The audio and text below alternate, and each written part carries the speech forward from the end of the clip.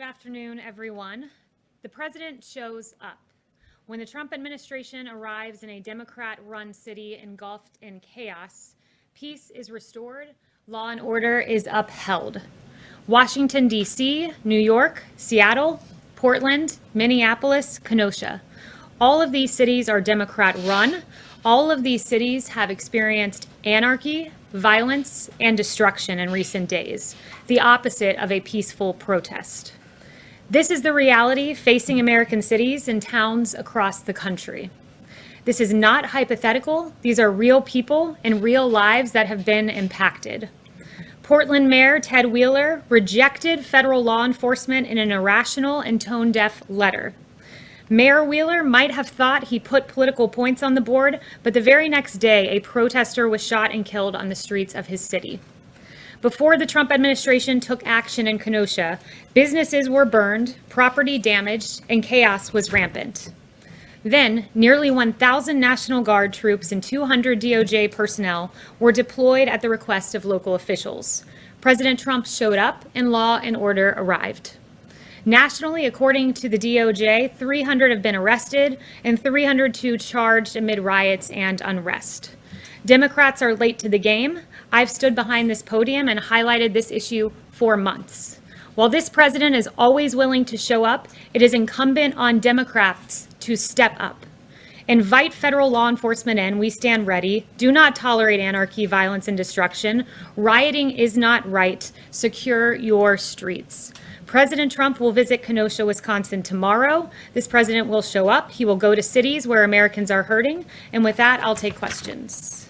Kayleigh. So he's going to Kenosha tomorrow. Does the president have any plans currently to meet with Jacob Blake's family? Currently, the plans are to meet with local law enforcement and some business owners, and he'll survey the damage. But there will be more detailed plans forthcoming that are announced. Okay, so no, he's not scheduled to meet with them. Not currently. And I know that there's been outreach from the White House. Who has the White House reached out to in Jacob Blake's family, and why has there not been a connection made since he was shot and hospitalized? So I refer you to what the Chief of Staff's office has tweeted. They've detailed that outreach, and part of it has been to the pastor and part of it directly to the family. Yes, Ben. Kayleigh, the president was asked on Friday if he thought the shooting of Jacob Blake was justified, and he said that he didn't like the sight of it, but that he was going to learn more about it. Now that a couple of days has passed, does the president think this shooting was justified or unjustified? I'd refer you back to the president's remarks. There's an investigation ongoing. So I spoke to him earlier, and he was not willing to weigh in more than he had, but he'll have a briefing this afternoon that you can ask him more about. So based on what he's seen, he doesn't have any further thoughts on whether that's appropriate. I'd refer you back to his comments over the weekend and just say there's an ongoing investigation. Just one other thing. Does the president condemn the actions of Kyle Rittenhouse, who is accused of shooting some of the protesters? The president is not going to, again, weigh in on that. You can ask him this evening. He may weigh in further, but at the moment, he's not weighing into that. Yes. Why did the president like a tweet that said the alleged shooter Kyle Rittenhouse was a good example of why I decided to vote for Trump? Can you help us understand? Well, I think I did ask him about that tweet and the like in particular, and he just wanted to bring some attention to some of the details that aren't as well known in that case, that the individual was being attacked and that one of the individuals who arrived on the scene did have a gun. So there were some details that were not public or as public as they should be, so he was referring to that with the like. Does he want his supporters to show up and do similar? Of course, the president roundly condemns violence in all of its forms. Yes. Kayleigh, on the Director of National Intelligence briefings with The Hill, the president said the information leaked was wrong. So if that's the case, how can it be considered sensitive information? The president, are you referring to the July 31st briefing? Yes. So the president has been very clear, and more clearly Director Radcliffe, in saying that leaks for political purposes are not to be tolerated. We will fulfill statutory obligations, but leaks on private briefings to Congress should not be tolerated. Just one follow-up, please. How long will the oral briefings be off the table? Is this a permanent decision or just through the election? I'd refer you to ODNI, but they've been very clear that they'll fulfill their statutory obligation, but they will not participate in partisan leaking. Yes. Thanks, Kayleigh. I have two for you on TikTok. The first is that China has said they're going to require TikTok's parent company to sign off, to obtain government sign off on any sale of its U.S. business. Is the White House willing to accept such a sale that's subject to Chinese approval? Negotiations are ongoing on a sale of TikTok, so we are not going to get in the way of those negotiations by providing comment on this. But the administration is committed to protecting the American people from all cyber-related threats to critical infrastructure, public health and safety. And these apps, as I've detailed from the podium before, collect significant amounts of private data on users, which can be accessed and used by the PRC. And that's The second question is on the timeline here. There's some confusion among buyers. There was one order that said it would be a 45-day deadline for TikTok to stop transacting business in the U.S., and then another said there was a 90-day deadline for TikTok's owner to divest. So can you just clear that up for the market? You know, what's the actual deadline for the sale? I'd have to check into that, but I'll check in and get back with you about the discrepancy there. Yes, Jeff. Kayleigh, thank you.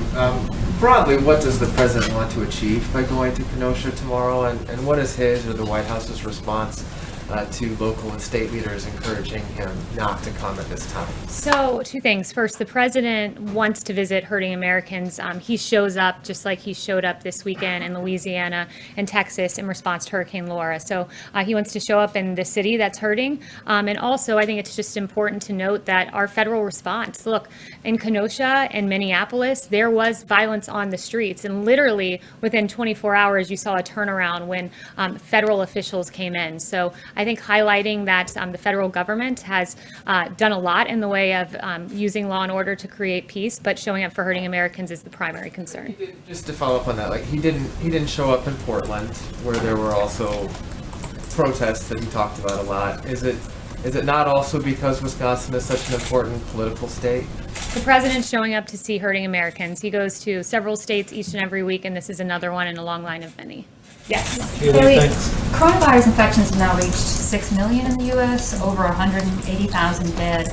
Why was the president retweeting a report over the weekend that appeared to suggest the death toll was much lower than that? The president's... Does he believe the number is low? The president was referring to a CDC, new information that came out from the CDC that showed that 94% rather of cases of fatalities were not just COVID alone. There was another comorbidity or extenuating matter. So he was just pointing to those numbers, but we are encouraged to see a drop in cases, deaths, hospitalizations, and very encouraged that we have one of the lowest case fatality rates in the world. In fact, ours is 3.1%. EU and UK together is 10.5%. So we're encouraged that our therapeutics are working and saving lives thanks to the hard work of President Trump tearing down bureaucratic barriers. Number, is he trying to downplay the death toll and the No, he toll was this is taking? highlighting new CDC information that came out that was worth noting. Yes. I want to ask you about one of the president's other tweets this weekend. He took a video or retweeted a video of a caravan of people driving into Portland with Trump and American flags flying. He called them great patriots. What about that image does the president see as patriotic? And ostensibly you're talking about people going into a city in which they don't live, presumably to protect property they don't own. What's patriotic about that activity? The president was highlighting that these were good Americans going in to peacefully be a part of a protest and show their voice. And, you know, that's what he was noting by the tweet and highlighting the video, which he routinely does. What about the video of them scuffling, shooting paintballs at people, getting in the mix with people? Is that patriotic activity? I don't think the president's seen that video, nor have I, but if you're going to ask about paintballs, it's incredible that for 90 days I've stood at this podium talking about officers who have been lasers flashed in their eyes in an attempt to blind them, commercial grade fireworks being thrown at them, a church right out here burning down, the people that were harassed and yelled at, Senator Rand Paul, Dan Bongino right out here.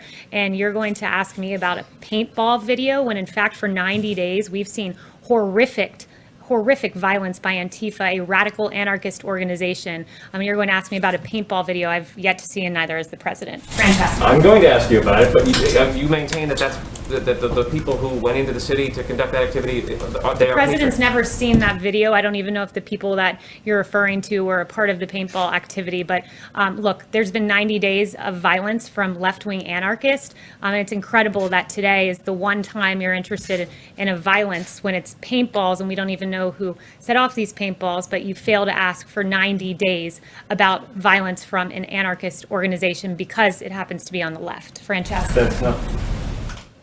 Okay, thank you, Kayleigh.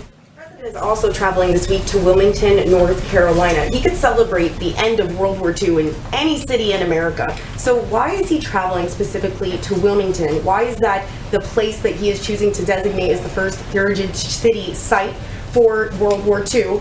And is this related in any way to the fact that North Carolina is considered a must-win state for the president, and the fact that absentee by mail voting starts this week on Friday? No, there's not a political purpose in this visit. This president's visiting it to commemorate a great site in American history. Yes. Specifically selected that. Yes. Kayleigh, a federal judge in Georgia last week became the latest to rule against the administration denying citizenship to gay couples. An administration denying gay couples citizenship for their children born overseas by a surrogate.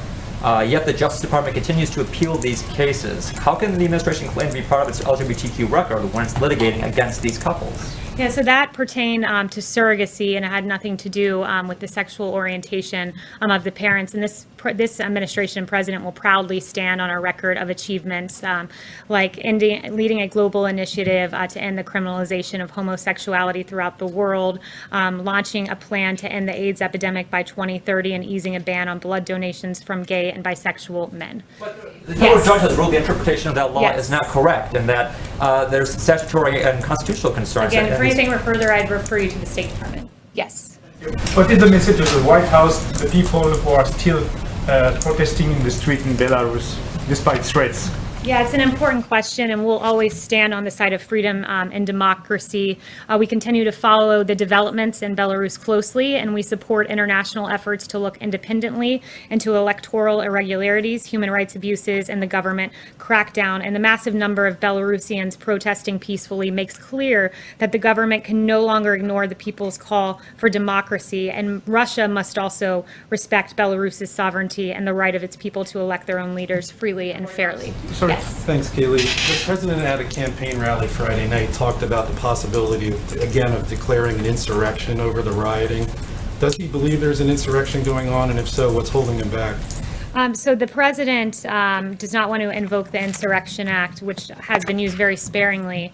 But what he does want is to help these cities where he can. And when you see Kenosha, when federal forces came in, there was peace in Minneapolis. And in both of those cases, it was at the invitation of the governor. So we want to work collaboratively with Democrat mayors and governors. They, after all, do hold the police power as embedded in the Constitution to control their streets. But we, as a federal government, are willing to supplement. You mentioned the person who was killed in Portland last weekend. He was a Trump supporter. Does the president feel like Portland right now is too dangerous for his supporters? Should they stay away from the city?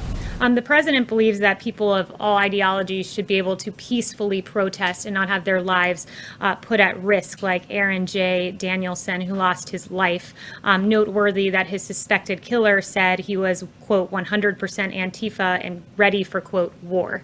Unacceptable. Yes. Thanks, Kayleigh. I wanted to follow up on what Catherine was asking about the coronavirus numbers. Given that they're going up, is the president rethinking and urging to reopen schools? And what is the administration's message to parents who might be worried about sending their kids back to class among these rising numbers? So first of all, there's been a drop in cases, deaths, and hospitalizations. In fact, since the peak in July, we saw a 38% decrease in the 7-day average of cases. So numbers are going down. It's paramount that students have the option to go back to school, that parents have a choice to send their kids back to school. And as Dr. Redfield said, CDC director, I think we have to be honest that the public health and interest of students in the nation right now is to get a quality education and face-to-face learning. We need to get on with it and give parents this option. There are a lot of consequences for schools staying closed, and I've walked through a number of those. Yamish. Thanks, Kayleigh. Two quick questions. The first is Kellyanne Conway, sorry for my voice being a little scratchy, but no worries. Kellyanne Conway said the more chaos and anarchy and violence reign, the better it is for the very clear choice of who's best on public safety and law and order. Does this president, is he rooting for more violence for the political benefit? That's what Kellyanne Conway's quote is suggesting. Democrats say that the president thinks violence works in his political favor. Absolutely not. He is not rooting for more violence in the slightest. And in fact, I would note that under his administration, we saw violent crime nationwide decrease in both 2017 and 2018 after rising during each of the 2 previous years. We're encouraged that Operation Legend is working. In Kansas City, violence has been cut by 1/3. In Indianapolis, we've gotten 49 guns off the streets in 2 weeks that were related to gun violence.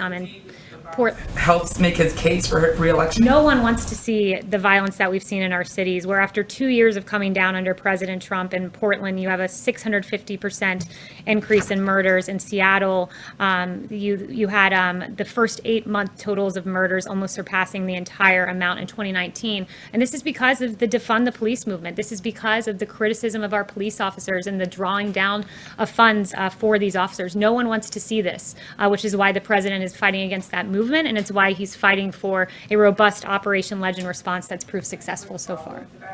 Why hasn't the president just said Americans shouldn't be taking their own weapons to try to protect the buildings and condemning the idea of people kind of deputizing themselves?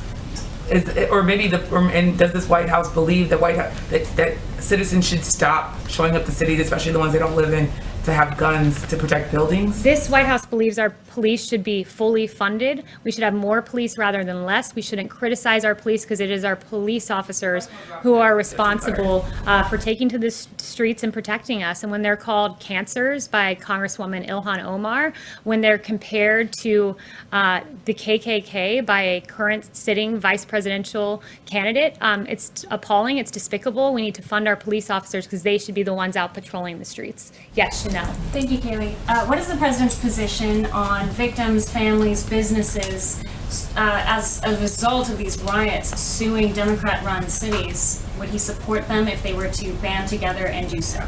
I haven't spoken to him about that specifically, but certainly what you're seeing is it is Democrat cities where you're seeing all of these numbers increase. When you look at, I just noted to Yamiche, Portland, Seattle, Philadelphia, Minneapolis, Chicago, New York City, these have all seen anywhere from a 33% spike in the murder rate to a 277% increase in 1 month alone in New York City. It's appalling, and it is Democrat governors and mayors and lawlessness that they're allowing to prevail. When federal forces come in, the situation changes, and it's so interesting to me to see Democrats who once disparaged, who ignored the violence, I should say, all of a sudden caring about it. But let's not forget what they said previously. Speaker Nancy Pelosi downplaying the violence rocking U.S. cities, ignorantly saying people will do what they do.